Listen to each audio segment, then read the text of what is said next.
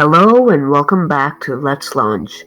In this episode of our new series, Space News, we'll learn about the latest updates about the James Webb Space Telescope and NASA's Artemis 1.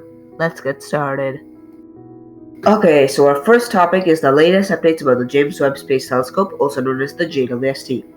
So, first of all, the JWST has successfully launched and traveled to its destination, the second Lagrange point around the Sun. It is the most powerful space telescope and has taken its first photograph of its target star.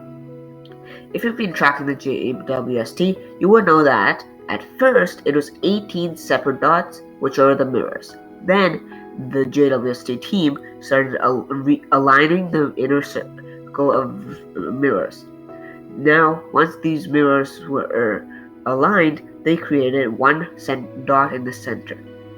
Now, they started aligning the outer layer, and they started doing tiny adjustments so that they would get clearer and clearer images.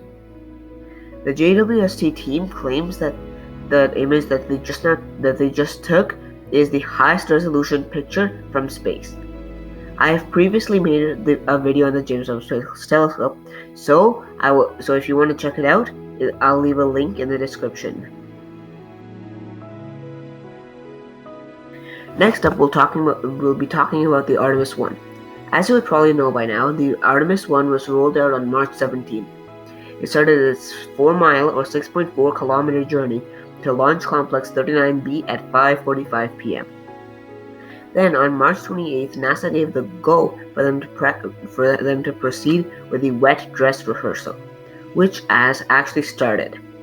In the test, which will go around for 2 days. Which was supposed to go around for 2 days, they will practice loading the propellant into the tanks, conduct an almost full launch countdown. In the test, they will count down all the way to 1 minute and 30 seconds before launch, also known as T-minus 1 minute and 30 seconds. They will demonstrate that they can hold a launch at T-minus 1 minute 30 seconds for 3 minutes. Then they will resume the countdown, and then when they reach T-minus 30 seconds, they will recycle all the way back to T-minus 10 minutes. Once they recycle the schedule, then they will go all the way down to T-minus 9.3 seconds, which is when the 4 main liquid hydrogen engines are supposed to ignite. Then they will say as though it was a launch scrubbed, and a scrub would happen if the weather conditions are not fit or for some other reason. Then they will prove that they can actually drain the tanks successfully. So far, what I've said was the plan.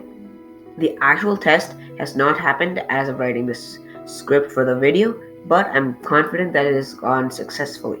Once I complete the video on it, I will post it in the description. Okay, that's pretty much it for this episode.